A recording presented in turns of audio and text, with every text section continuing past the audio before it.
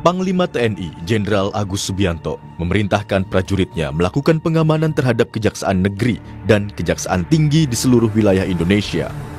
Perintah tersebut tertuang dalam surat telegram Panglima TNI yang terbit 5 Mei lalu.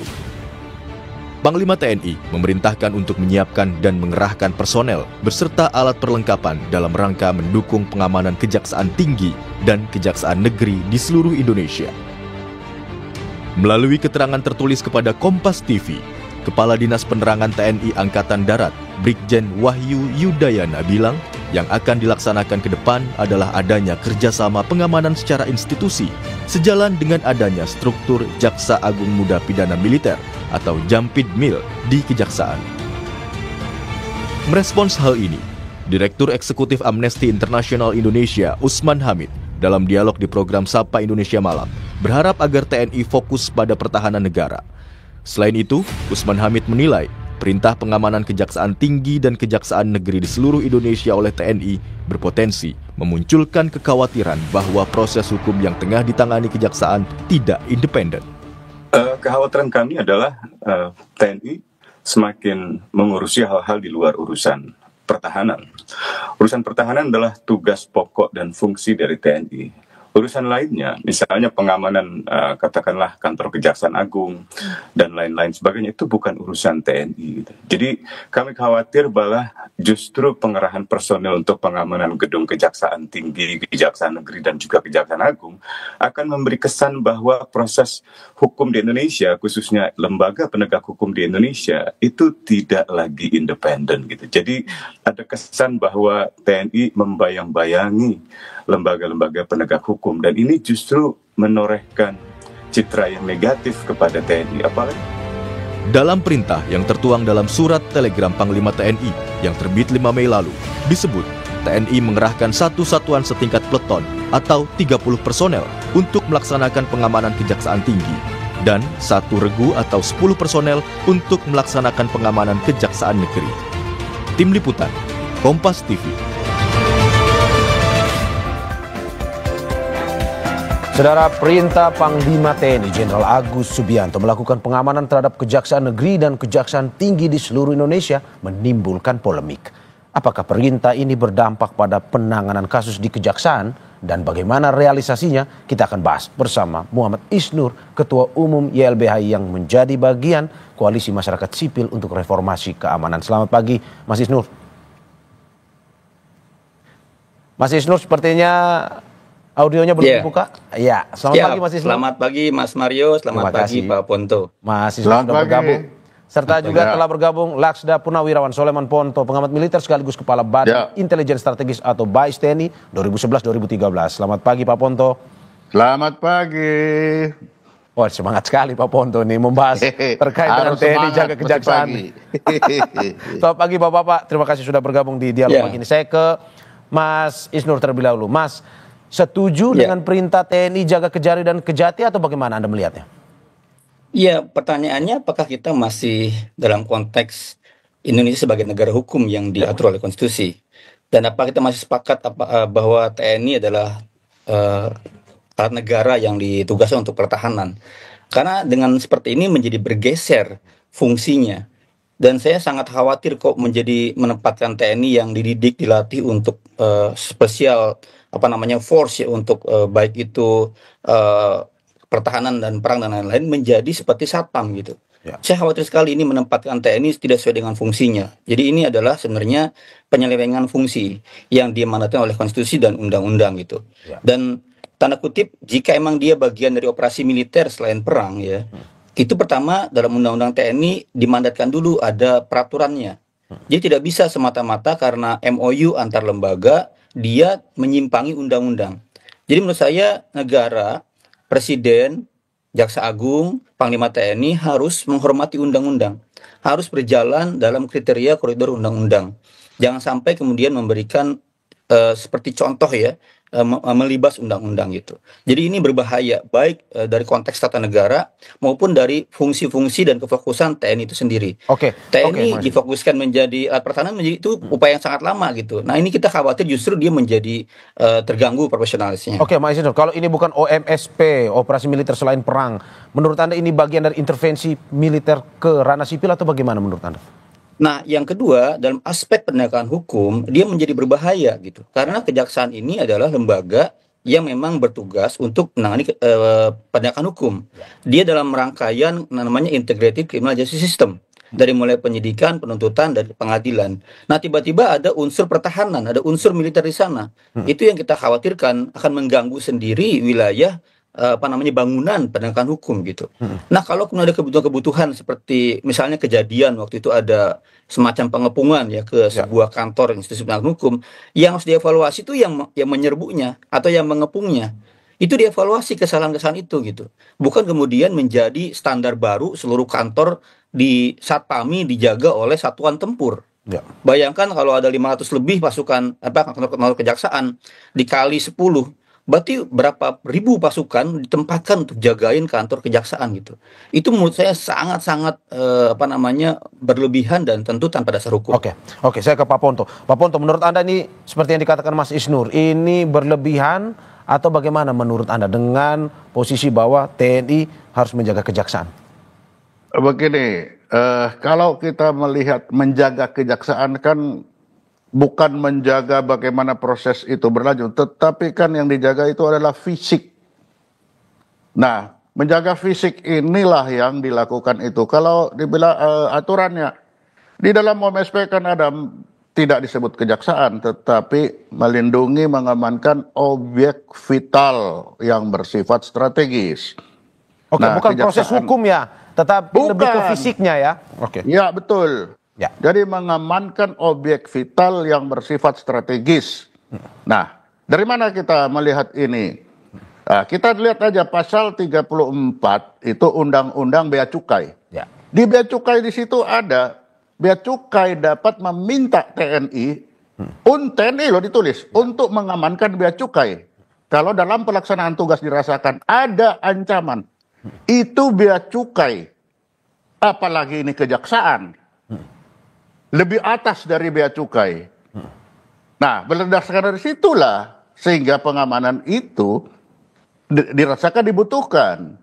Nah, baru kita lihat lagi kejaksaan. Kita melihat kejaksaan ini itu adalah bagian dari kedaulatan hukum. Ya. Nah, sehingga masuknya dari pasal 30 Undang-Undang bahwa TNI juga menegakkan kedaulatan. Jadi dari Undang-Undang Dasar turun ke Undang-Undang dan selevelnya itu Undang-Undang Bea Cukai itu sama. Kalau Undang-Undang Bea Cukai sama, ini apalagi kejaksaan. Nah, ini masuk. Lalu kita lihat lagi. Kenapa kok tidak Polri? Nah, mari kita lihat. Manusia itu kalau Polri jelas menjaga keamanan dan ketertiban. Keamanan dan ketertiban. Jadi yang tertib-tertib itu dijaga. Karena bagi Polri melihat manusia itu baik semua. Makanya tertib harus dijaga. Tapi balik militer terbeda. Balik militer melihat manusia itu jelek semua. Ada saja ancaman, maka bicaranya ancaman. Ya. Nah, dengan ada ancaman inilah muncul yang tadi bahwa bisa TNI masuk dalam ancaman. Di dalam saya lupa teori hukumnya dalam bukan positif itu Kelsen. Bahwa ketika hukum itu terganggu, maka negara bisa memanfaatkan kekuatan terkuat. Nah, kekuatan terkuat. Jadi di sini kita melihat kejaksaan itu bukan proses hukumnya, tapi bagaimana dia akan melaksanakan proses hukum itu terganggu. Oke, Pak Ponto, tapi bukankah selama ini memang dijaga oleh Pamdal saja sudah cukup sebenarnya untuk pada akhirnya menjaga wilayah kejaksaan ini? Ataukah memang sebenarnya perlu TNI? Nah, itu kan di situ kita merujuk Undang-Undang Bea Cukai itu ya. Bea Cukai dapat meminta dan melaksanakan bagi TNI. Nah ini artinya di sini yang memintakan kejaksaan, tidak mungkin tiba-tiba datang tentara. Dan jangan lupa sebenarnya kejaksaan dengan TNI itu sudah ada mulai masuk itu tahun 2021. 2021 itu sudah ada masuk terus. Oke. Nah, sehingga kita akan tanya, tentunya dalam hal ini sudah mulai ada ancaman-ancaman nyata yang akan bisa mengganggu pelaksanaan dari penegakan hukum itu. Kan itu sebenarnya. Saya ke Mas Isnur. Mas Isnur, bagaimana Anda melihat ini pendapat yang berbeda dari Pak Ponto bahwa ini bukan proses hukumnya yang diintervensi sebenarnya, tetapi lebih ke menjaga aset negara, menjaga vital, bagian dari vital. Ini termasuk dari OMSP itu, operasi militer selain perang, di mana ini merupakan salah satu tugas TNI. Menurut Anda, apakah memang ini bisa dilihat sebagai itu, tidak mengganggu proses hukumnya atau bagaimana? Ya, pertama di pasal 7 itu ada TNI bisa OMSP di objek vital nasional. Tapi ingat pasal 7 ayat 4-nya dijelaskan bahwa di sana ketika ada OMSP harus ada peraturan pemerintah dulu atau peraturan presiden. Jadi rujukan hukumnya harus jelas, indikator beban dan lainnya harus jelas. Sejauh mana ancaman ini terjadi. Di pasal 6-nya jelas disebutkan bahwa penangkal terhadap bentuk ancaman militer dan ancaman bersenjata dari luar dan maupun dalam negeri. Jadi kalau kemudian ada kebutuhan harus dijelaskan dulu dasar hukum yang jelas, bentuk dulu peraturan pemerintahnya, bentuk dulu peraturan presidennya, dan harus berdasarkan politik negara di pasal 5. Ini yang kita harus lihat sejauh mana bagaimana instruksi atau keterlibatan presiden dan kontrol juga dari DPR ini perlu dilibatkan. Jadi jangan sampai kemudian karena MOU seolah-olah dia menjadi legal semuanya. Nah, kita harus memandang secara utuh pasal-pasal ini, jangan kemudian mencari-cari pilihan-pilihan seolah dia menjadi dukung gitu. Nah, kita juga harus melihat lagi misalnya bagaimana arti dari kata pasal 4, pasal 3. Jadi secara keseluruhan sebenarnya ini sangat tidak layak ya. Karena urusan jaga kantor, jaga urusan keamanan, bukan urusan pertahanan gitu. Nah kalau ada gangguan-gangguan yang sudah melebihi batas misalnya, dalam artian dia tidak bisa ditangani ya. Kalau bahasa pasal 6 ayat C-nya itu akibat kekacauan keamanan misalnya, baru TNI bisa turun dalam kondisi yang benar-benar enggak berdiri keamanannya. Sekarang kan sebenarnya pertanyaannya apa sih, segenting apa sih sehingga seluruh kantor Kejari ini dalam keadaan berbahaya? Saya memandang seolah ada situasi yang sangat-sangat darurat gitu, sehingga membutuhkan pengamanan yang bahkan dengan satuan tempur dan satuan bantuan tempur gitu. Dan ini operasi yang besar loh. Operasi kalau 500 kantor lebih, berarti melibatkan 5.000 pasukan lebih. Ini operasi yang sangat besar. Pertanyaannya, jaga ini dari mana dananya? Apakah dari kejaksaan, apakah dari Panglima? Maka kita meminta Komisi 1 untuk memantau ini, mengkoreksi ini, mendalami ini. Jangan-jangan kemudian alasan karena MOU, apapun ya, misalnya besok-besok karena objek vital misalnya, definisinya diperluas, kantor gubernur disebut objek vital sehingga dijaga lagi. Kantor bupati objek vital dijaga lagi gitu. Itu menjadi sangat karet definisinya. Kita harus berhati-hati jangan sampai menarik kembali TNI bukan pada fungsi pokoknya dan terganggu peran-peran utamanya yang diharapkan oleh undang-undang dan konstitusi. Oke, saya ke Pak Ponto. Pak Ponto, mungkin pengalaman Anda sebagai Kabais mungkin bisa melihat ini, menganalisis ini. Apakah mungkin saja dengan penjagaan oleh TNI ini, mungkin saja ke depan Kejaksaan Agung punya prioritas untuk menangani kasus-kasus yang ya kita bilang dalam tanda kutip prioritas lah, sehingga butuh penjagaan itu. Atau sebenarnya bagaimana? Karena sebenarnya untuk tugas TNI sendiri masih banyak wilayah-wilayah, misalkan di wilayah perbatasan, wilayah terluar, 3T, itu yang sebenarnya masih membutuhkan bantuan dari TNI sendiri, penjagaan TNI sendiri. Atau menurut Anda bagaimana? Kita bisa melihat di luar negeri. Kan bukan Indonesia saja yang melaksanakan bahwa militer itu menjaga kejaksaan. Karena kejaksaan ini ada ancaman-ancaman besar, apakah itu dari kartel, narkoba, apakah itu dari teroris, apakah itu dari para koruptor. Itu kan semua yang ada di bawah permukaan yang tidak terlihat, yang dia bisa muncul sewaktu-waktu. Itu salah satu pertimbangan sampai. Nah, mengenai jumlah besarnya, besar atau tidak, ya saya sependapat dengan Pak Isnur, Nah, bisa dilihat memang seperti apa. Tapi jangan lupa, masalahnya TNI ini begitu keluar perintah dia jalankan dulu. Ya. Nanti setelah itu baru pertimbangan. Oke, yang mana ini? Tetapi itu selalu muncul begitu. Itu memang ya sifat TNI seperti itu. Ada ancaman. Rata kemana? Kejaksaan mana? Sudah nggak tanya lagi kejaksaan mana. Seluruh kejaksaan amankan lebih dahulu. Nah itu. Kenapa ada di situ yang bagi kita lalu faktor deteren. Nah, faktor deteren ini dimunculkan. Nah, kalau nanti habis itu, oh ya, ternyata dalam seminggu, 2 minggu, 3 minggu, diturunkan, itu bisa. Jadi tidak sekali sekian banyak ini terus menjadi terus menurun. Itu tidak juga. Oke, Itu berarti nanti menurut dia Anda akan ada menurun. ancaman ke depan yang harus mendapat penjagaan dari TNI kepada kejaksaan? Oh ya, ya. Kalau itu saya sependapat. Karena TNI saja dia akan berhadapan dengan TNI sendiri, bisa-bisa TNI. Karena apa? TNI nakal kan ini banyak. Sudah banyak yang masuk itu nakal-nakal. Dan kita tahu mereka yang nakal-nakal ini punya kapabilitas yang pernah kita latih. Itulah sebabnya kita Oke. Pak Ponto. jaga dia, jangan sampai mereka ini yang nanti menjadi unsur utama. Oke, kalau dari Nah, analisis dengan Anda, adanya ini kan deteren. Ya, betul. Kalau dari analisis Anda, ancaman seperti apa dan dari siapa sebenarnya? Kalau yang bisa mengancam kejaksaan sehingga perlu dijaga oleh TNI ini?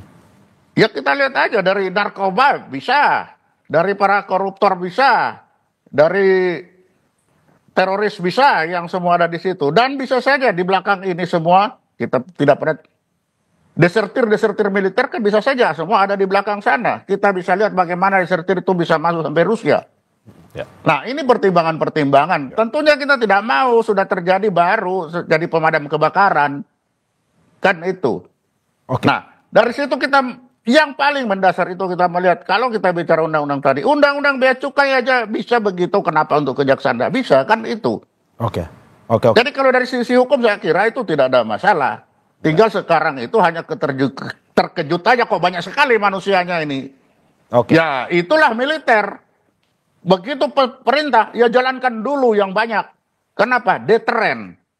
Nanti setelah itu diturunkan, itu baru nanti ternyata, oh ya tidak sebesar itu. Oke, kita turunkan. Oke, saya ke Mas Isnur. Memang begitu logikanya. Oke, saya ke Mas Isnur. Mas Isnur, bagaimana Anda melihat bahwa Pak Ponto sendiri melihat ini ke depan ada ancaman-ancaman serius sebenarnya yang bisa mengganggu kejaksaan sehingga tidak bisa dengan kapasitas hanya Pamdal saja, tetapi juga perlu penjagaan TNI. Menurut Anda seperti apa? Apakah betul sebenarnya ancaman itu nyata, bisa dilihat bahwa oke, ini perlu maksimum TNI sebenarnya? Mas Isnur, sepertinya komunikasinya Ya, dibuka. Oke. inilah pentingnya kita memahami penggunaan hukum itu sesuai dengan fungsi dan proporsinya. Ya. Pertama, kalau alasan teroris, itu ada undang-undang penanganan terorisme. Bagaimana sekarang aparat ada BNPT, ada banyak sekali satuan-satuan yang menangani itu. Tidak dengan menunjuk operasi untuk melaksanakan semuanya. Kalau narkotika kartel, sebesar apa sih sekarang udah ada badan-badan yang menangani itu. Ada undang-undang narkotiknya. Sebesar apa sih kartel dan selama ini tertangani dengan baik. Jadi hati-hati menggunakan argumentasi atau indikator yang gak tepat di situ.